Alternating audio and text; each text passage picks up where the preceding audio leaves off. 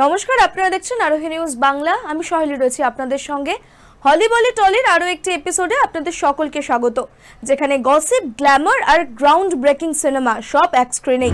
আর আজকের headliner, hold your breadth, কারণ রূপলি পর্দায় ফিরেছেন এক বিধ্বংসী নারী, যিনি ব্রিটিশদের রাতের ঘুম কেড়ে নিয়েছিলেন। তিনি আর কেউ নন, আমাদের ইতিহাসের গর্ব, বিদ্রোহের প্রতীক দেবী চৌধুরানী। শ্রাবন্তী চট্টোপাধ্যায় এবার হয়েছেন প্রফুল্ল থেকে দেবী, একেবারে সোয়ার্ড ওয়েল্ডিং, ফায়ার স্পিটিং বিদ্রোহী রানী।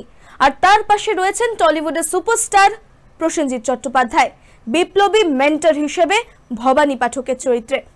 ছবির ডিরেক্টর শুভ্রজিৎ মিত্র আগেই জানিয়ে দিয়েছিলেন, this ain't your grandma spirit drama.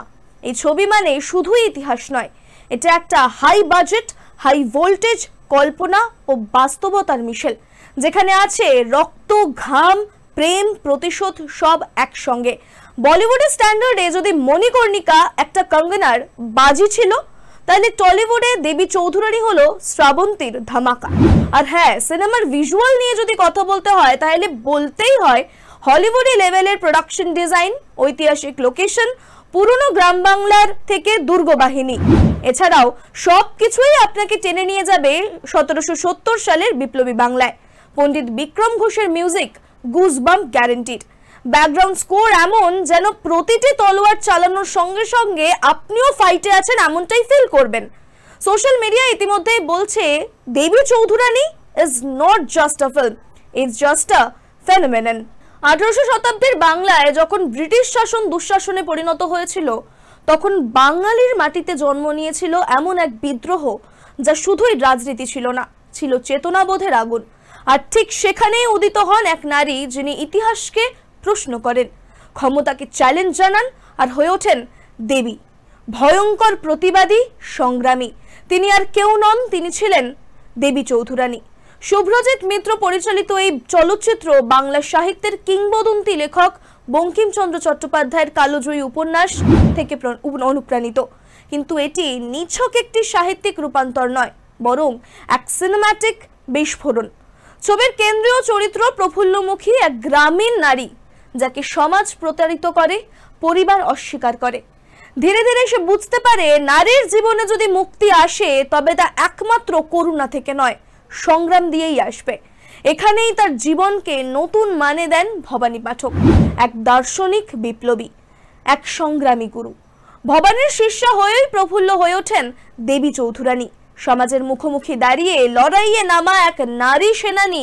এই রূপান্তর এমনই দেখানো হয়েছে যে দর্শক প্রথমে শ্রাবন্তীকে দেখবেন গৃহবন্দী এক হতভাগ্য নারী রূপে, কিন্তু শেষে তাকে দেখে রীতিমতো শিহরণ জাগবে। শ্রাবন্তীর অভিনয়ে ভরপুর আত্মবিশ্বাস, মুখভঙ্গি এবং দৃষ্টিভঙ্গি দৃশ্যতই বিবর্তিত হয়েছে। খুবই প্রশংসনীয় ভবানী পাঠকের ভাবনা এবং প্রভাব। প্রসেনজিৎ চট্টোপাধ্যায় নিজের অভিনয়কে আবার এই দক্ষতাকে আবারও বুঝিয়ে দিয়েছেন যে তিনি কতটা অভিনয় দক্ষ। প্রসেনজিৎ চট্টোপাধ্যায়ের ভবানী পাঠক যেন বাংলা সিনেমার জগতে আবারও একটা গুরুত্বপূর্ণ চরিত্রগুলোর মধ্যে একটা নতুন সংযোজন হয়ে রইল। তিনি শুধু বিদ্রোহের নায়ক নন, এক আদর্শ, এক বটবৃক্ষ, যার ছায়ায় বেড়ে উঠেছে দেবী চৌধুরানী। প্রসেনজিতের সংলাপ, গাম্ভীর্য এবং অস্তিত্ব এমন যে দর্শককে বারবার তাকে কিন্তু ফিরিয়ে আনতে চাইবে পর্দায়। তার উপস্থিতি ছবি জুড়ে ছড়িয়ে আছে, কখনো নীরবভাবে, কখনো বজ্র নিনাদে। চলচ্চিত্রটি বিশাল ক্যানভাসে নির্মিত। নদিয়া, রংপুর, গড়পঞ্চকোট এবং হাওড়া থেকে শুরু করে রাঁচি, ঝাড়খণ্ড পর্যন্ত শুটিং হয়েছে। সময়কে ধরে রাখতে পুরনো গ্রাম বাংলার অরণ্য, জমিদার বাড়ি এবং ব্রিটিশ ফৌজের শিবির অসাধারণভাবে চিত্রিত করা হয়েছে এখানে। ছবির প্রোডাকশন ডিজাইন এবং ভিজুয়াল এফেক্টস বাংলা ছবিতে একটা নতুন মাত্রা যোগ করেছে। পণ্ডিত বিক্রম ঘোষের ব্যাকগ্রাউন্ড মিউজিক, সঙ্গীত ব্যবহারে একাধিক দৃশ্য হয়ে উঠেছে হৃদয়স্পর্শী। ছবিটির মূল আত্মা হচ্ছে নারী ক্ষমতায়ন এবং ঔপনিবেশিক শক্তির বিরুদ্ধে বিদ্রোহ। দেবীর যুদ্ধ কেবল অস্ত্রের মাধ্যমে নয়, সেটি আত্মার, অস্তিত্বের এবং আত্মসম্মানের যুদ্ধ। সে যখন কথা বলে, আমি কারো করুণা চাই না, চাই আমার অধিকার, তখন গ্যালারির দর্শকও হাততালি দিতে বাধ্য। এই সিনেমায় নারী কেবল প্রেমিকা বা মা নয়, তিনি যোদ্ধা, বুদ্ধিদাত্রী এবং পথপ্রদর্শক। এই ফেমিনিস্ট ম্যাগনাম ওপাস আজকের দিনে এসে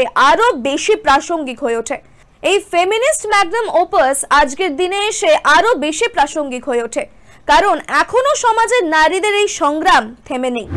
দেবী চৌধুরানী শুধু একটা ছবি নয়, এটা একটা চেষ্টা বাংলা সিনেমাকে আন্তর্জাতিক মানে তুলে ধরতে, সাহিত্যের সঙ্গে সিনেমার সেতু গড়ে তুলতে এবং দর্শকদের চোখে ইতিহাসকে নতুন রূপ দেখতে এবং শেখাতে।